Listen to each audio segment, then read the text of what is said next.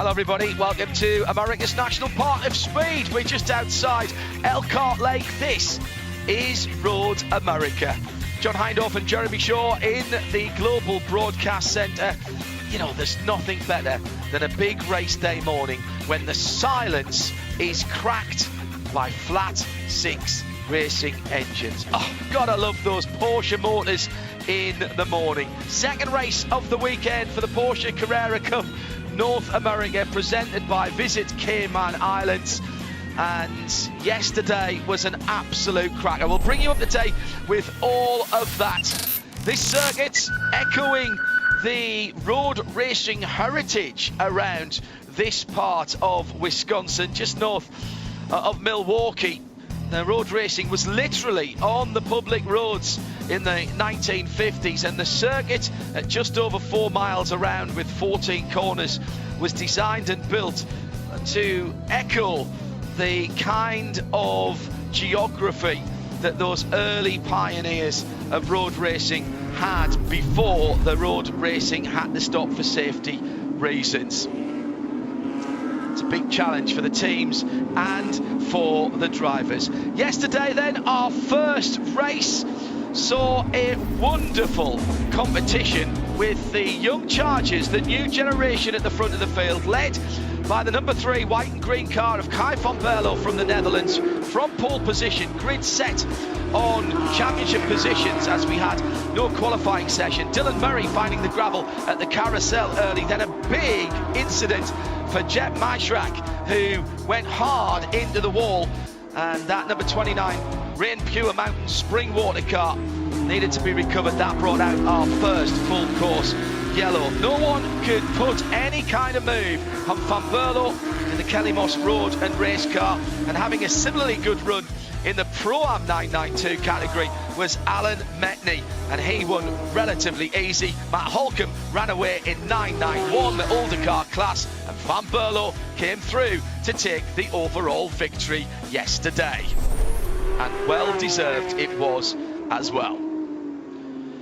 Jeremy Shaw, that young man has a future ahead of him, Kai van Berlo, and he will lead the field around again today. Indeed he will. What a start. Just 20 years of age. He's now won 4 races in a row and taking control of this championship for Kelly Moss Road and Races. Now 21 points clear of his teammate Sebastian Priaulx. And the grid lines up like this, Jeremy. 29 cars are expected today. Unfortunately, Jeff Maishak's Goldcrest car are unrepairable after yesterday. 2 cars at the back of the grid. Number 68, Chris Belomo, and number 95, Colin Flynn, both DQ'd or put to the back after yesterday's race, found to be too low, the ride height after the race yesterday. So they will start at the back of the field.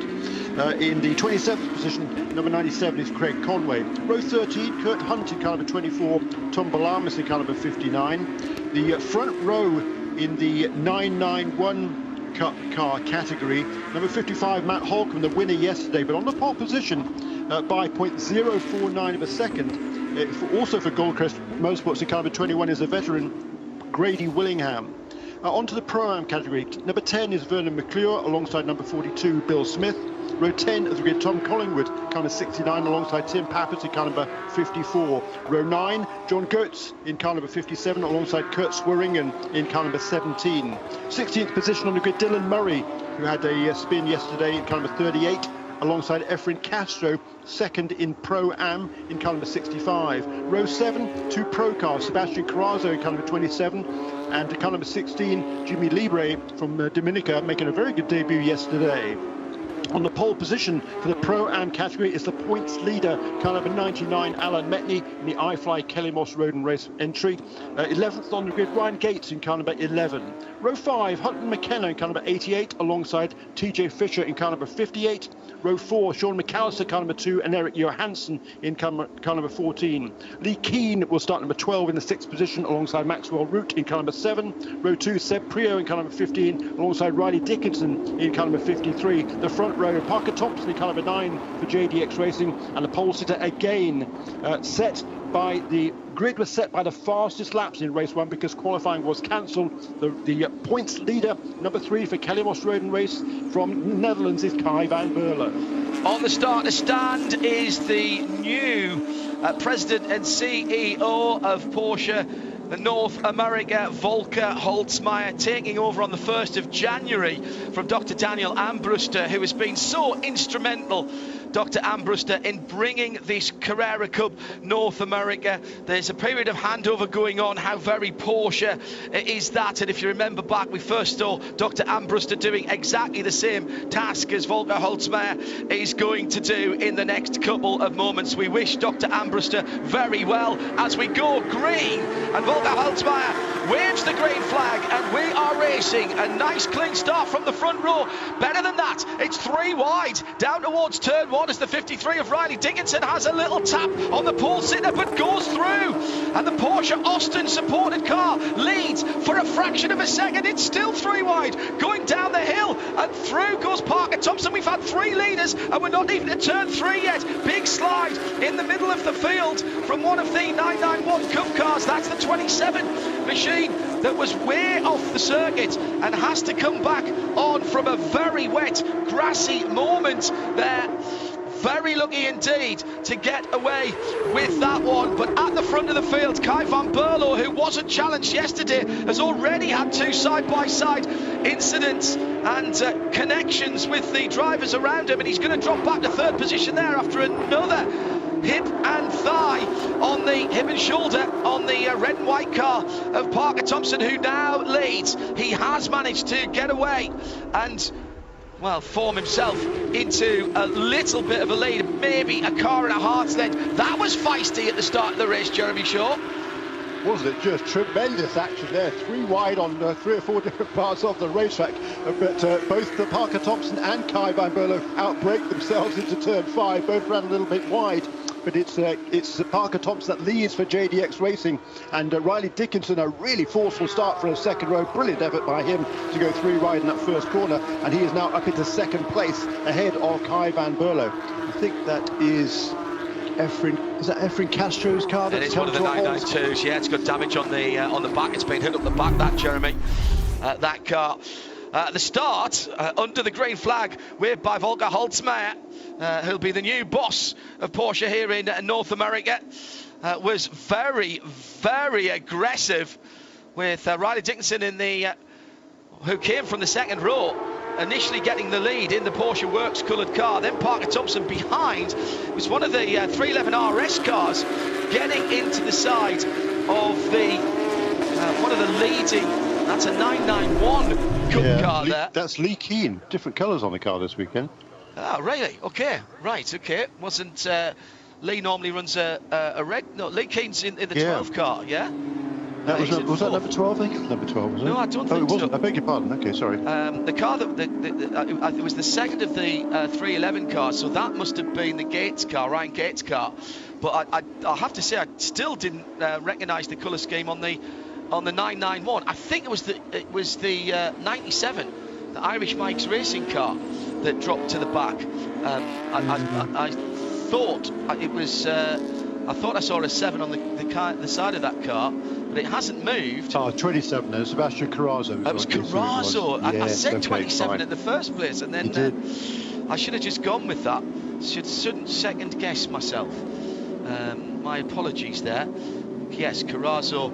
Well, that's interesting because that's one of the 992s, and yeah, that's the car that has pulled up, Jeremy. That's the one that's pulled up at the side of the road. You're absolutely right with the damage to the rear of that car. Yeah. But is that the one that...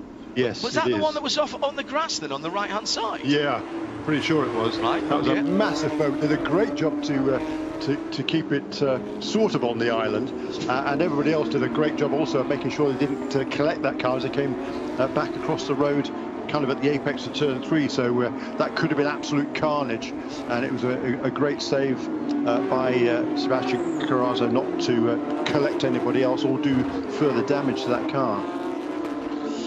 Yeah, Sebastian has been a staple of this series for quite some time, and he'll be disappointed that this race has ended so early, embroiled in the midfield battle. But as you said, Jeremy, that could have been a lot worse than it was. He's under tow now. As you say, he just about kept it on the island and certainly stopped it from ricocheting into the mid-pack, which would have been carnage. Kept it on the Cayman Island, I suppose we might say, given our presenting sponsor. Not forgetting, of course, that there are some all-expenses-paid trips to that part of the world. Beautiful holiday destination at the Cayman Islands for the class winners at the end of this season. So lots to play for in terms of the championship.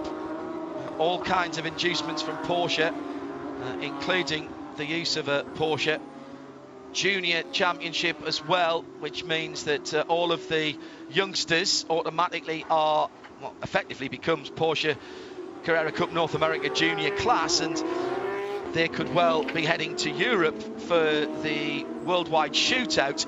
And we've seen a lot of talent down through the years, Jeremy, come from that and carve very good careers out of sports car racing with the help of Porsche support.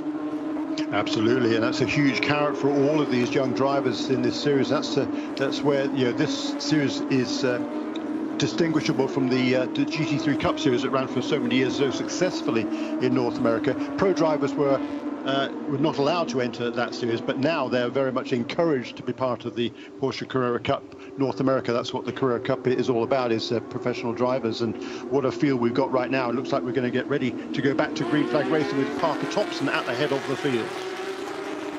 Stand by, everybody. Seconds out, round two, ding ding. This time we are in single file restart, and Parker Thompson goes nice and early as he crests the rise, and this time he's got a bit of a run across the top, and Riley Dickinson not able to get the run down the inside. Kai van Berlo in third. First time he's looked at the back of cars all weekend. Nobody even got as much as close to his 3 3/4 panel. Weaving around in the background, Maxwell Root in the number 7, which is the black and teal blue car. He's in behind championship contender Sebastian Priaulx, who is the teammate of Riley Dickinson. Came into this weekend second in the championship standings, did the young Channel Islander.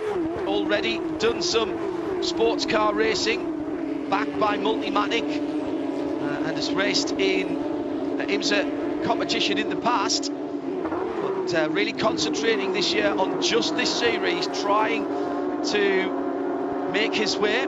Third generation of Priaulx in motorsports. Andy Priaulx, he'd be best known to some of our viewers and listeners. Very successful driver, having started as Seb's grandfather did in hill climb back in the UK. Went from one of the shorter forms of motorsport, Andy, up to the 24 Hours of Le Mans, of course, one of the longest races that you could possibly do. And that's Priaulx in 5th position at the moment. Sebastian spacing out nicely as they go through, and for a moment at least Parker Thompson is controlling. Top 3 are all junior drivers. Lee Keane in the bright red 311 RS number 12 car is the interloper there. He's the voice of experience, Jeremy, in there. Not one of the guys young enough to be in the junior category, but very much lots of experience in all kinds of racing, and trying to make his mark here as well as a pro driver. Yeah, very much so. As you say, a huge amount of experience. He was the champion in the Grand Am GT series for 2 years, in 2009, 2011. He was second in the ALMS GTC category back in 2012. He's been out of racing for quite a long time, but still doing some driver coaching. He's hooked up here with Ryan Greats and the 311 RS Motorsport team. Absolutely loving it this year. He's really having a blast out there, loving these new cars and using all of his experience. He's had a couple of podium finishes already this season. That's Lee Keane in car number 12, currently running in the 4th position. In 10th at the moment, the almost all silver car with the black iFly branding on the side is Alan Metney from iFly Kelly Moss Motorsport. won yesterday in Pro-Am. Not exactly at a canter, but certainly didn't have too much competition, and he's already got a couple or three of the pro drivers behind him. Now, the cars in 992 Pro and Pro-Am are identical. It is the driver categorisation that puts them in different classes. So you'll notice that he has got the blue Cayman Islands sun visor on the car, and the blue mirrors and the blue wing end plates, and that is what sets him apart and the other cars in that class apart from the pro cars. Also got a little bit of blue in the LEDs in the headlights as well. See, they're trying to make it as easy as they can for us old commentators, so you can even see from the headlight strips that those blue colours there means that that's a car. Oh, there's Hutton McKenna off at the kink, drifted a little bit wide, got onto the very wet grass and mud. He's had one spin, he's had two spin, he's gone right back across the track both ways, all the way from left to right, then back from right to left. My goodness me, the number 88 car is, I think, undamaged, certainly from any of the cars coming through. There's a bit of a rub on the left-hand side where I think he originally glanced, and it was just a glancing blow on the concrete wall. Get a lottery ticket on. My goodness me, that was luck. He's had all of his season's luck there. I don't think so, because he's, I think, stalled the car, and it's not going anywhere at the moment. We're still green.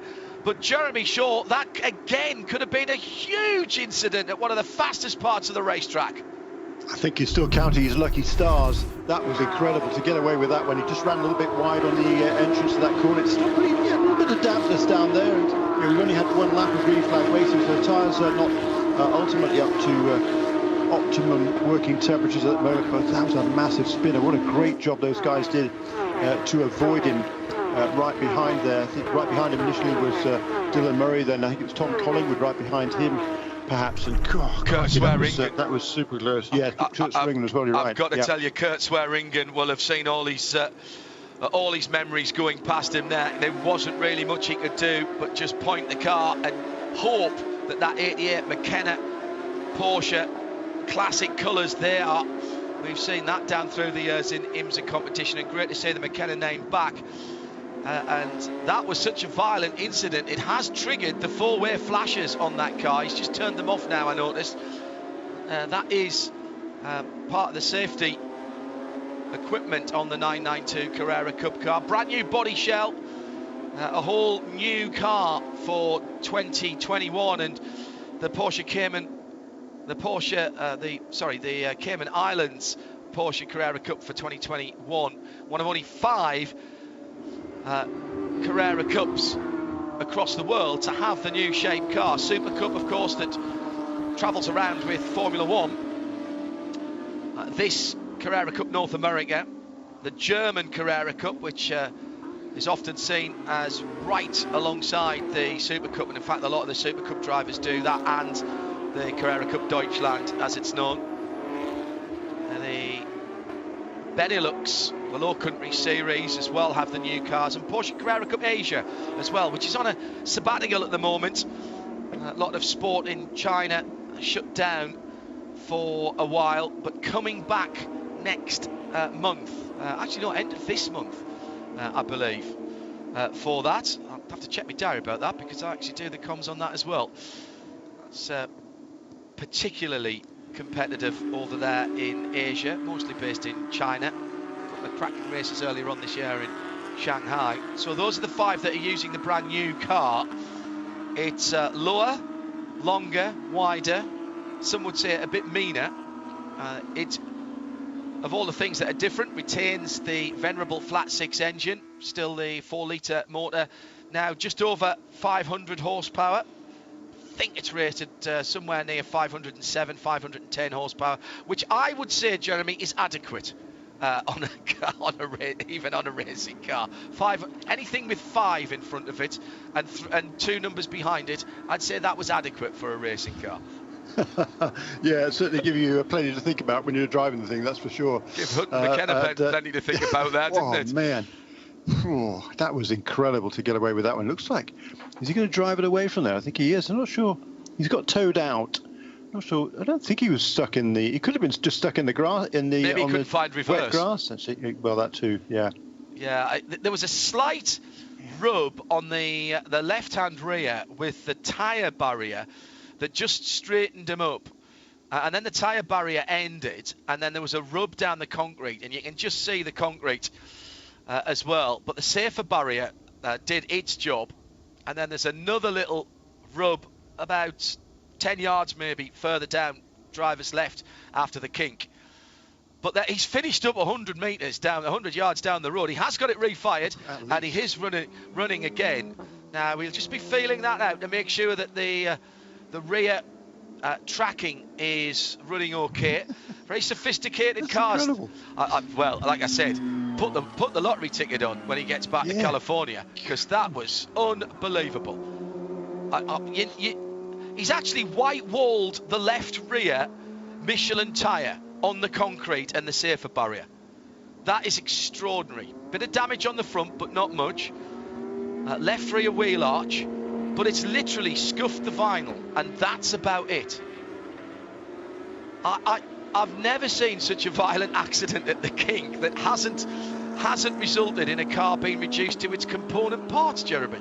He is coming into the pit lane, I think very wisely. I mean, that is quick through there. He got the turning wrong, just clicked the safer barrier, left front and left rear into the unguarded concrete. 1, 2, 2.5 in the pike position, and finishes to driver's right on the other side of the track. Yeah, that is absolutely unbelievable to get away with that one. It might be called the kink, but let me tell you, it's not. It's a corner. You're right. And that's what I mean. It's a signature corner here, of course, at Road America. One of the signature corners here is at Road America. And these days, you can actually get down there to just pass the kink between the kink and the Canada corner. There's a relatively new access way that's been built there, and there's some spectacular viewing. But I tell you what, it's not for the faint of heart to be watching at that point, that part of the racetrack. Yeah, and watching at that part of the racetrack, let alone driving it. You can get a golf cart down there now. Yeah. That used to have to trek down there, down from the karting at the top of the hill and get down to there. You could. There was a couple of little rugged pathways, but plenty of spectators down there to drivers right at that area. It's very popular. You can park a cart up there. And the other thing is, if you're a keen photographer, it's above the height of the catch fencing as well, so you actually get a really good view down on the cars through there. But as Jeremy says, it's blinking quick down there for everything. And a decent crowd again this Sunday. Thank you for turning out to be with us, listening in around the track on 87.9 FM, scanner frequency 454. Under half an hour to go, coming down to 27 minutes when we go back green for the second race of the weekend of Porsche Carrera Cup North America, presented by Visit Cayman Islands. The Porsche 911 Turbo has headed back to the pit lane, and once again Parker Thompson is in control of the field. Those that remain climb the hill to the green flag once again. It'll be almost spot on, 27 minutes, and here comes Riley Dickinson. He likes that inside line, but that was blocked off, goes to driver's left. He's got the overlap, he's to the left-hand door, he's alongside, he's nosed ahead, but he's on the wrong side of the right-hander in turn one, and he'll go wide here, and he goes off there, and here's Van Berlo. He's taking his chance in the blue and green. Kelly Moss Racing number 3 Porsche, diving down the inside and reclaims second position. Link Heath wants a bit of this as well and sticks his nose in at turn 3. Sebastian Prio in 5th position. For a moment, just a watching brief there. Maxwell Root in the black and teal car, right in there as well. The top 10 absolutely together, and in 10th position is that almost all silver car of the number 99 of Alan Metney, who leads the Pro-Am. It's Grady Willingham who, in the Gold Crest number 21, leads the 991 category, but all of the action, Jeremy Shaw at the front of the field. We saw a little bit of self-preservation, I think, yesterday, but not today. And at turn number 6, another car off, and that was Riley Dickinson taking the scenic route. I've seen Porsche in rallycross before, but I'm not sure that that's what these cars were set up for today. No, Two mistakes there from Riley Dickinson. Just got a bit too greedy, I'm afraid. Going into turn one, yes, he had a run on Parker Thompson, but Parker took the inside line there.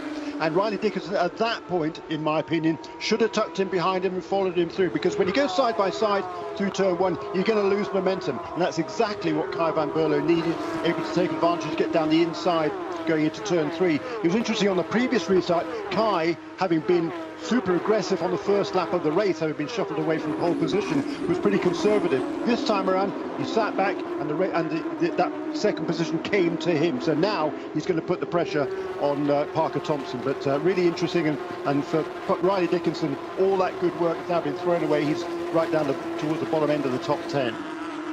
Yeah, that's going to be hard to fight back. These cars are so evenly matched, as you would imagine. Of course, they are all the same cars as we're explaining at the front of the field. There are, in the 991 class, the 991 generation or Gen 2 cars, the previous top class, before we got these brand new cars for this year. It's a big step up in performance and pace. Alan Metni not defending too hard there as the 65 goes through and goes off. That's Efren Castro for Team Hardpoint, and he's gone in the gravel. Don't spin the wheels up, Efren. You might get out of that. Don't spin the wheels up, I said. Get the revs down. Change to second. Get the lock off. That's it. He's got out. Well done. We stay green.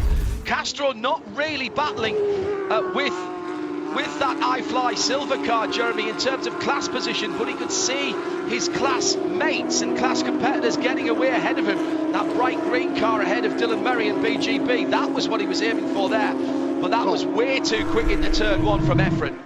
Yeah, no, he was overtaking Alan Metni there. That was for the class lead in Pro-Am going into turn one. Sorry, my just apologies, got a bit just carried too much speed into the corner, and straight across the bows of Alan Metni he goes into the gravel trap. So once again, drivers here, some of the well, he's not a younger driver, but that was just a bit too greedy there, early stage of this race. But of course, as you were just saying, it's very difficult to overtake in these very closely matched cars. So any opportunity you have, you're going to try and take. Unless you have the patience, like Kai van Berlo showed on this most recent restart, he was able to take advantage of other drivers' mistakes, and that's really the best way to make a position at this stage in the race. So a mistake there for Efren Castro. He wants that win. He's already had one class win in the Pro-Am category this year, but Alan Metni has won all of the other 6 races, has a handy lead. So Castro really needed those points. He was going for it.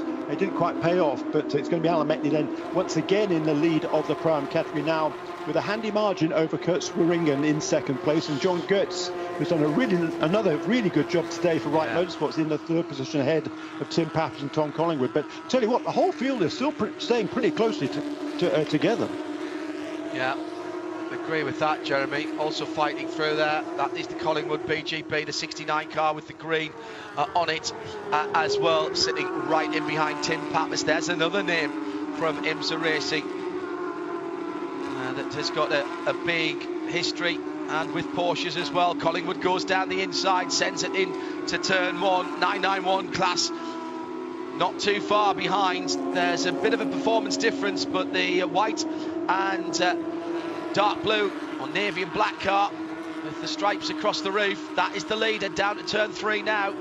The Mystery Machine coloured car almost looks like the Porsche Hippie car, but it is the Scooby-Doo Mystery Machine on the side of that car in second. That's Matt Holcomb from Goldcrest Motorsports. Kurt Hunt from ACI Motorsport in the number 24 sits in behind them. Those are the top 3 in the older cars. They're competing this year, and those cars have been good servants of Porsche GT3 Cup racing here in IMSA, and they're given their last hurrah this year.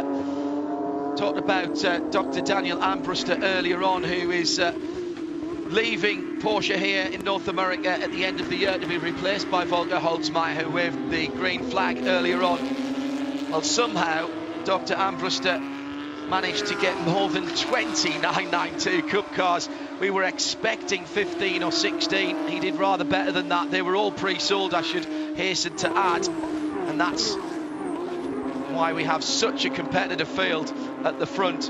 So really We have a lot to thank Dr. Ambrose for this series and how he managed to get it upgraded to a Carrera Cup and then get all the 992 category cars into it as well. It'll be all 992 next year is what Porsche Motorsport North America are telling us. So even more of the 992 category cars for 2022. A series that will look pretty similar with the 16 rounds.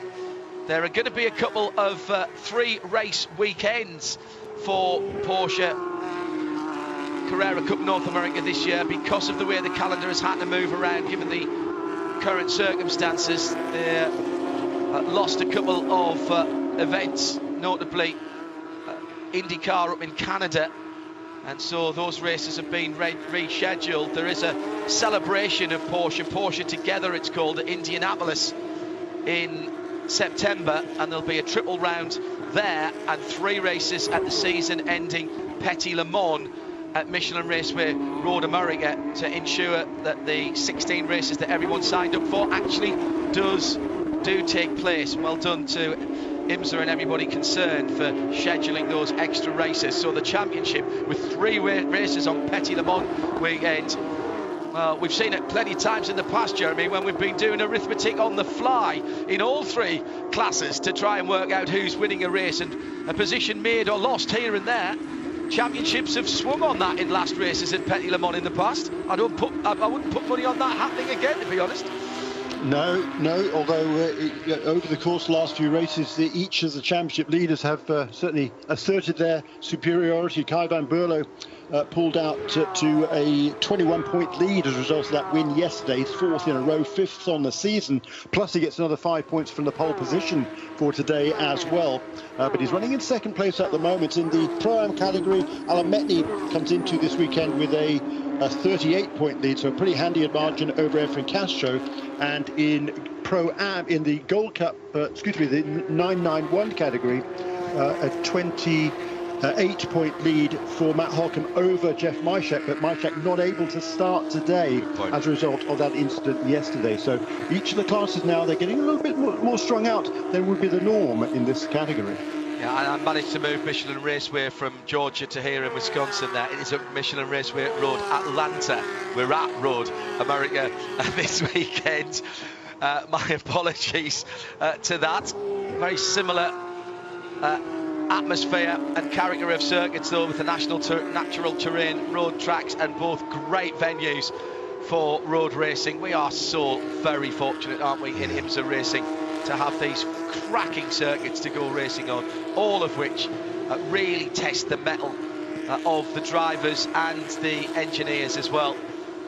18 minutes to go, and it's still a decent lead. 2 seconds, I'm calling that, for JDX Racing's Parker Thompson in the mainly red number 992 Porsche Carrera Cup car, with Kai van Berlo leading a 2-3 for Kelly Moss Road and Races. Sebastian Priaulx is up into 3rd position after that mistake that we saw early on for Dickinson, from Riley Dickinson in the number 53.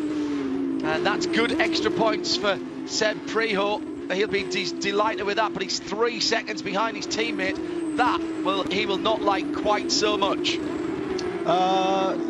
Well, no, Priaulx, he's closing in actually on Kai van Berlo now, because he got past Lee Keane for that 3rd position a couple of laps ago, and the last couple of laps he's been just a little bit quicker than Kai van Berlo, half a second quicker actually on the last lap. So potentially a battle brewing there for 2nd and 3rd. Parker Thompson extended his lead to almost 2 seconds on that last lap, doing a really nice job coming into Canada Corner, the Canadian driver. And Kai van Berlo, he's worked hard, I think, on this lap to try and extend his advantage over Seb Priaulx. Looks to have extended that margin just a little bit on this 11th lap around. We've got just 16.5 minutes remaining in this 45-minute race. A little bit of evidence of the bumping and barging early on the left-hand side of Kai van Berlo's normally immaculate Kelly Moss Road and Race number 3, the white and green car, just carrying a little bit of the Wisconsin scenery with it. It is very wet on the track. Friday and again on Saturday there was an awful lot of precipitation. We had hailstones on Friday, and it was particularly nasty, and the area around the edges of the racetrack still very, very wet indeed. Kurt Swearingen in the Pro Am category, holding on to second position, just ahead of John Gotsis in the Wright Motorsports number 57, sitting in behind with those blue wing mirrors, wing end plates, or door mirrors should I say, and wing end plates, and the blue light fixtures. So when they're coming towards you, and actually also the driver's been telling me that you can actually see that in your mirrors, so you know if it's one of your class competitors, if you can see those blue headlamp markings, the LED marker lights. Porsche do really think of everything, and it's red of course for the 991 class, the older category cars, still being led by Grady Willingham for Goldcrest, Kurt Hunt in second, Matt Holcomb in third. That's another Goldcrest car, 21, 24 and 55. Chris Bellomo, Flying Lizards car, got on the podium at the end of the race yesterday, but failed post-race tech for ride height. Darren Law, Flying Lizards, back in the IMSA paddock after a far too long away. Darren, nice to have you back. They really get motor racing, and great to see the Lizards crest, the Lizard shield on the bonnet of that white and tangerine car, sitting at the moment in fourth position for Chris Bellomo. Yeah, very much so, and a really good run yesterday. Unfortunately, failed post-race technical inspection. The car was just found to be too low. The ride height a little bit too low. There is a minimum ride height required for these cars, both 991s and 992s, and they're a little bit underneath that. So the car was put to the back, and he's up to fourth place now in the categories. Chris Bellomo for that Flying Lizard team, and he's actually closed up onto the tail now of that battle for the lead. Effectively, we've got coming into Canada corner. It's Grady Willingham who still leads just, I think, over Kurt Hunt, with Matt Holcomb and Chris Bellomo now joining that battle. Jeremy Shaw, John Hindhaugh, and the last 14 minutes of the second race of the weekend for Porsche Carrera Cup North America, presented by Visit Cayman Islands here at Road America. Cracking races all the way through the field, not least in the 991 Cup class, which is at the moment being disputed by the 21, 24, 55 and 68, that of Grady Willingham, Kurt Hunt, Matt Holcomb and Chris Bellomo, as they come down into turn number one. And Chris is getting there. It's going to be a four-way scrap. It is a four-way scrap now, as Holcomb pulls out, relegated into third a couple of laps ago by Kurt Hunt for ACI. He is the meat in the bread of the Goldcrest cars around him, so he's the filling in the sandwich at the moment. I'm not sure what that makes the Flying Lizard car. Is that the relish that goes on the side? Sitting at the back of that at the moment, down to turn 5. Change of surface there, making the downhill braking area even trickier than ever. Lovely driving by these guys. A lot of respect being shown. They are on the ragged edge, pushing very hard indeed. Grady Willingham doing a cracking job there, Jeremy, because he's been under pressure literally since we went back to green. Yeah, and he's not taking his defensive lines. He's been around the sport a long time, as Grady Willingham, have a lot of experience in all sorts of different cars, driven the Rolex 24 on numerous occasions back in the quite some years ago now, and I think is really doing a nice job this season. He's hooked up with the Goldcrest Motorsports team. He's been driving in PCA, I think, pretty regularly over the last several years, but this is a fine performance. He took the pole position as a result of setting the fastest lap yesterday by 0.06 something, or 0.59 of a second, or something ridiculously close, but he's showing that he still has the speed again today and holding on to that category lead. Really fine job. Check back in with the leaders. What a shame. Another spin, and it's the BGB Motorsports number 69 car for Thomas Collingwood, and he's gone around at Canada corner next to me. Yes, it is. Facing the wrong direction again with the four-way flashes. Now, did he jump or did he get a push there? He was under a wee bit of pressure, but no, he just went off himself. That was Bill Smith in the Top Racing bright orange car that was with him. Again, a little over-ambitious, and tried to take on gravity and momentum there, the laws of physics, and I think they'll bite you more times than not, Jeremy, to be honest. Yeah, I think so. You're absolutely right on that one. But yeah, nice try. And he's at least no damage to that car. He's able to continue as this battle continues also in the 991 category. Now it's Chris Paloma, I think, who is ahead, yes, he is, of Matt Holcomb. And it's Matt Holcomb who leads the points coming into this race. He's had 4 wins on the season, including yesterday.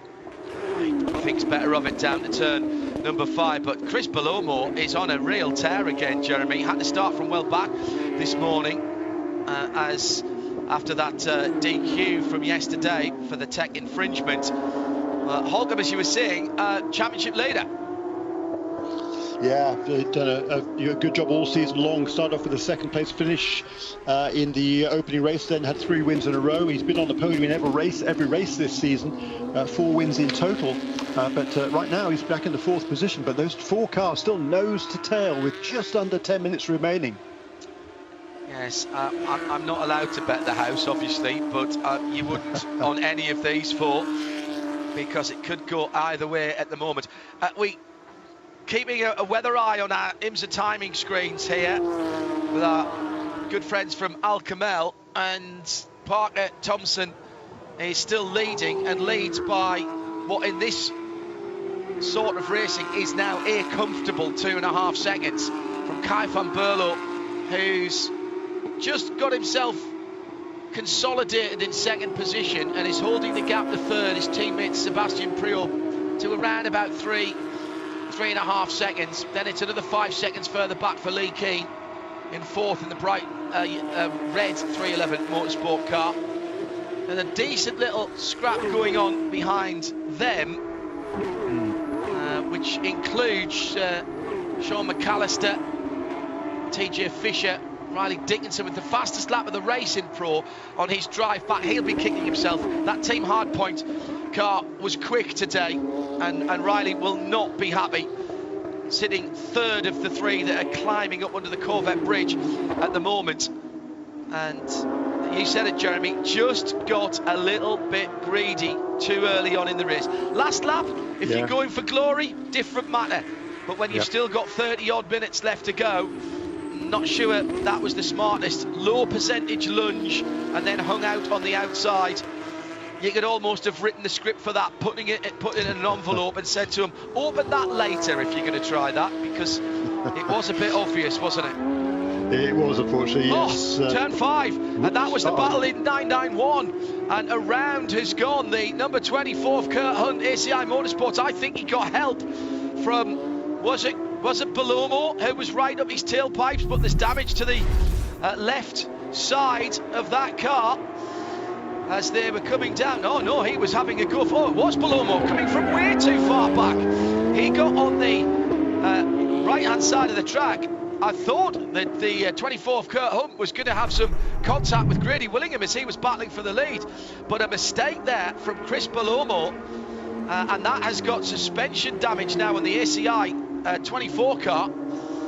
So that was 2nd place Hunt, 3rd place Paloma in the Flying Lizard car. He has got the fastest lap, Paloma, in the race, but that car is not going anywhere for Kurt Hunt. Oh, what a shame there, Jeremy. That was a decent battle. It had split up into 2 pairs of cars, with Willingham and Hunt in 1st and 2nd, Paloma having a scrap with Matt Holcomb, but very, very late, too late, surely, on the brakes from Chris Paloma, and he would have run long anyway in that Flying Lizard car had he not made contact with Kurt Hunt in the 24.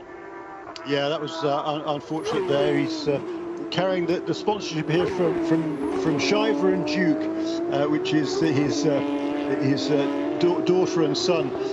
That's the name of his wife's boutique jewellery company on that car of Kurt Hunt. He won the opening race of the season. He's been a contender all the way through. He actually missed one of the rounds at Circuit Americas. Didn't make that trip, but unfortunately it's going to be an early end to his race here after a really tight battle that was going on between those two. That car, in actual fact, is the car that Parker Thompson, our current leader, used to drive in Canada for the Sports Car Boutique a few years ago.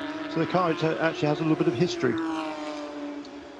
Yeah, well, as I said, those cars have been very good servants, and they really have. Coming down to the last 6 minutes then, And the battle at the front of the field has just closed up by about a second since the last time we looked at it. It's now 2.5 seconds, still comfy for Parker Thompson, and I'm sure he's just controlling things, so we're not going to get too excited about that. Van Berlo holds on to second in the green and white number 3 car, then Sebastian Priaulx in the gold, black and blue car in third. The battle is a little bit further down for 6th, 7th and 8th. Sean McAllister, TJ Fisher and Riley Dickinson still locked together, having a decent scrap for JDX top and Team Hardpoint. As I said, they're battling for the final top 6 position. As Thompson goes through to complete another lap, and just over 5 minutes to go. Top 5 fairly equidistant here. Max Root sitting in a 5th position, hasn't been able to close down on Lee Keane, who hasn't been able to close down on Seb Priaulx. But then that battle coming through, and then behind them another decent scrap with Dylan Murray staring at the back of the MRS GT racing car, the number 16, and that is the JJ Libra car. Yeah, Jeremy Libra from Santo Domingo in the Dominican Republic. He's having a good run, Jeremy, in that 16. Yeah, really impressive for young Jimmy Libra. He's just 20 years of age. He does. I think he spends much of his time in Europe these days. These days, he's as you say, from Dominican Republic, and carrying those colours very proud. He's done a fair bit of go-kart racing. He's done some SCCA over here in North America, and pretty accomplished sim racer as well. Doing a good job on track here. To bring in the top 10 in your first race at this level is very, very impressive. And particularly to be holding off someone like Dylan Murray, who is definitely a rising star in this sport, says a lot for Jimmy. And good to see that MRS GT Racing has that second car here this weekend. And as I say, been driven very, very nicely indeed. Yeah, Ryan Gates, 311 RS Motorsport just in the background in the right car as well. So those three battling just at the outskirts of the top 10. That's 9th, 10th and 11th. 3.5 minutes to go. How's that gap at the front of the lead, at the front of the field? That leading gap just coming down a little bit again, getting closer to 2 seconds than it was to 2.5. But surely this isn't a problem now for Parker Thompson, as Kai van Berlo putting in some decent laps. Took a 10th or a 10th and a half here, a couple of tenths there. Sebastian Priaulx only a couple of seconds further back. Those look to be nailed on for the top 3 positions at the moment, with nearly 3 seconds further back the first of the 311 RS Motorsport cars, and number 12, the red car of Lee Keane, in 4th position. Wow, turn 1 is so quick, isn't it? Now let's check in with the 911, the 991 Cup class, and that is Grady Willingham, who is still leading that, and he's got a decent gap. Oh no, he hasn't, because Matt Holcomb's chased him down, and that is first and second in 991. They did have a car between them the last time they went across the start-finish line, but that's now cleared off. It was one of the 992 cars. So that is the battle for the lead in 991 together, coming through the final corner and climbing the hill, Jeremy, with 2 minutes to go. Yeah, that's exactly right. That was Efren Castro who's just ahead of them now, having worked his way past. He started from took the restart in last position, made up 7 or 8 positions on the overall track, and that's a good battle that continues here in 991. Huge news for this race and for the championship. Incident responsibility with an incident with Riley Dickinson, the number 53. This is a drive-through for Kai van Berlo in 2nd position. So that incident when we saw Riley Dickinson off the track may have been precipitated by contact then. And that side-by-side incident, the responsibility has been laid squarely at the door of car number 3. And Kai van Berlo, our championship leader, just coming through from race control. This is huge news for this race, Jeremy, and for the championship. There's no time for him to fight back. It'll be white flag this time around, and you lose a huge amount of real estate here. Going through the pit lane, because it's such a long, fast straight. Now, he's got to come in this time around, and he has not. I'm just checking to make sure that I am reading this right. Yep, car 3, delayed penalty, incident responsibility with 53, drive-through.